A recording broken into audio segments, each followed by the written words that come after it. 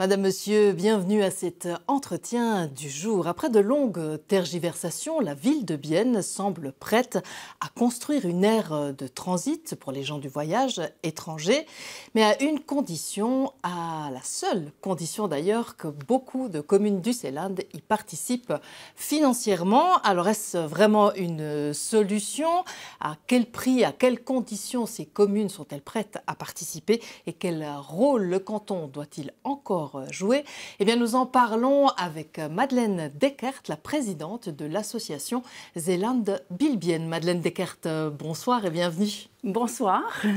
Alors, votre association, elle réunit les maires et les mairesses de 61 communes. Vous faites partie du comité qui compte 14 membres, donc 14 maires et mairesses.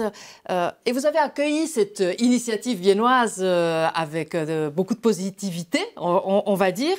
Pourquoi? Parce que c'est plus simple, au fond, de refiler la patate chaude à une commune aussi grande que celle de Bienne? Non, c'est absolument pas dans ce sens. Peut-être à dire qu'il y avait quand même des discussions avant, il y avait des tables rondes où il y avait des communes qui se sont réunies aussi avec la ville de Bienne.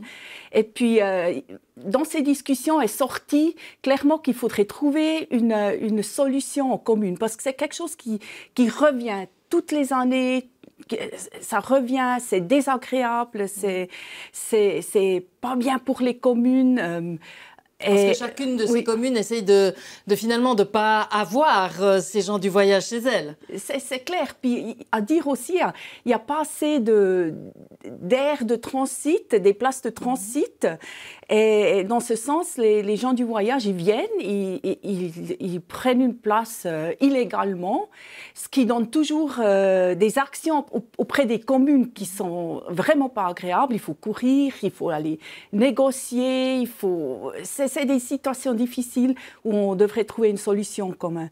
Alors, suite à ces discussions, est aussi sorti que là, si on va en avant, il faut trouver une place. Alors, la ville de Bienne, visiblement, au champ de Bougeant, de manière provisoire et peut-être après de manière permanente grâce au canton de Berne, qui va reprendre tous les coûts, en fait. Ça, il faut aussi le préciser, ce n'est pas la ville de Bienne qui va prendre ça sur son budget, ni les autres communes d'ailleurs. Par contre, la ville de Bienne dit, on est bien d'accord, mais par contre, vous payez les communes parce qu'on va peut-être fournir des prestations que vous ne pouvez pas faire. Oui, c'est clair. À dire aussi ce qui est sorti des discussions, ça aurait aussi été possible pour une autre commune. La ville de Bienne s'est présentée maintenant pour prendre ses charges. C'est clair, ils ont aussi la capacité qui est peut-être un peu plus grande dans ce domaine, les connaissances aussi. À dire, les gens du voyage, quand ils viennent puis ils prennent un terrain illégalement, il y a plusieurs communes qui sont souvent touchées dans le Seeland.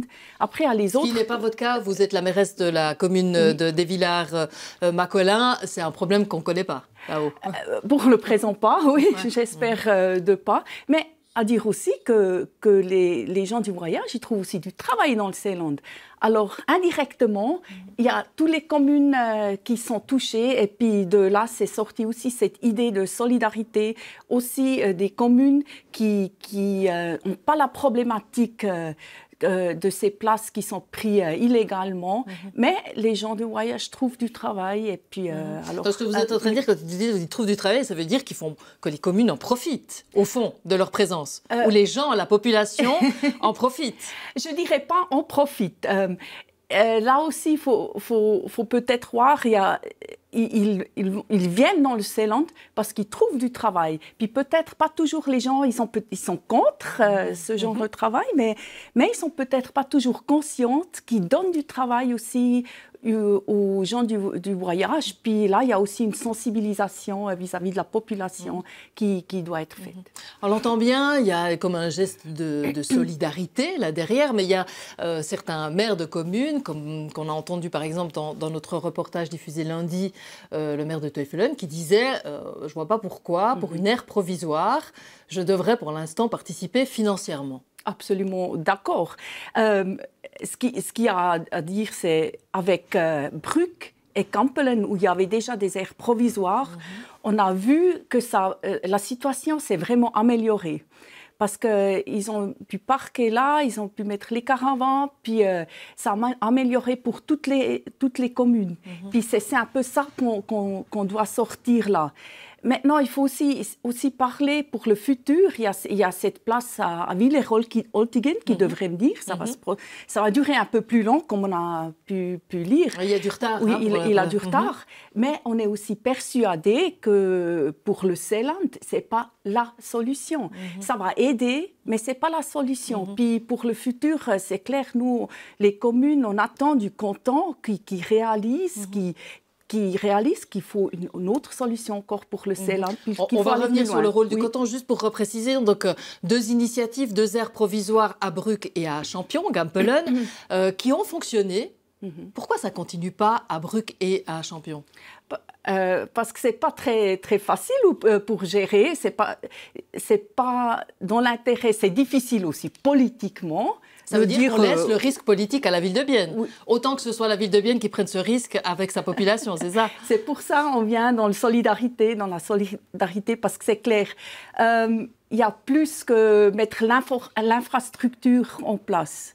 Il y a tout un travail qui est derrière au niveau de la population pour informer, la communication. Peut-être il y a des mesures à prendre autour de l'air. Alors il y a toutes les choses qui suivent. Donc des prestations fournies en fait par la ville de Bienne auxquelles il faudrait pouvoir aussi participer au financement des prestations comme si jamais il y avait encore des occupations illégales.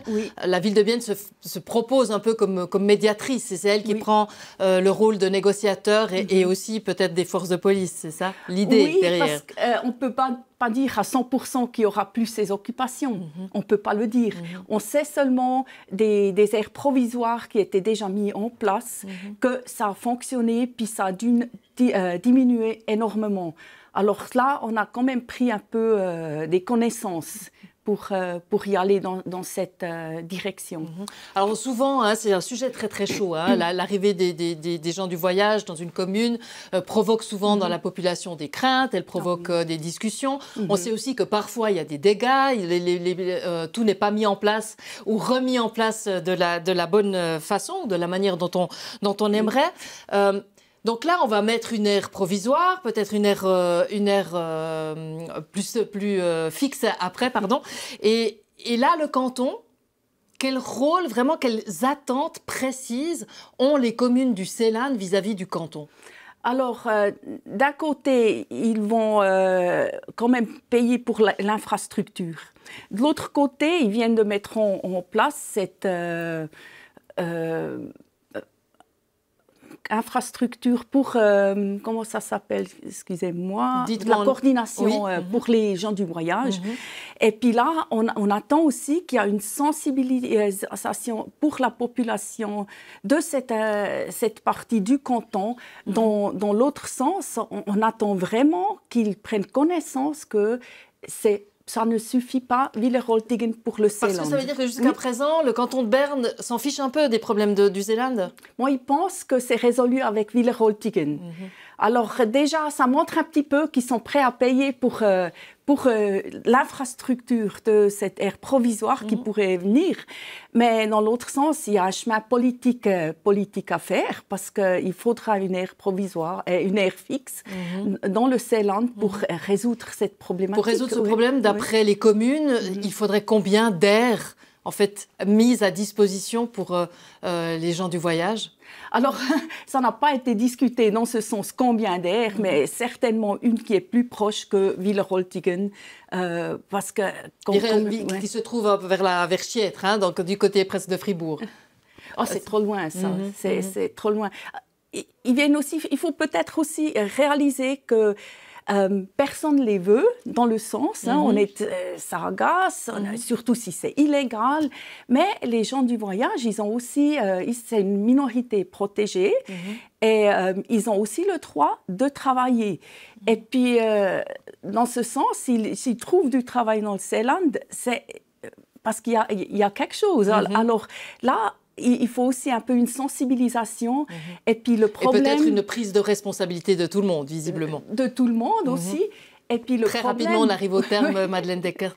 Oui, le problème n'est pas résolu dans ce sens. Après, avec une place fixe, ça je trouve aussi très important, on peut aussi mettre en place nos règles de jeu. On peut se fixer voilà, là-dessus. c'est nous qui fixons les règles par rapport à tout ça. Madeleine Deckert, merci de nous avoir un peu éclairé sur cette thématique. Et puis, on va voir dans les prochains mois ce qui va se passer. Merci beaucoup. Merci à vous. Voilà, c'en est tout pour cet entretien du jour. Merci de l'avoir suivi et à la semaine prochaine sur Télé Bilingue.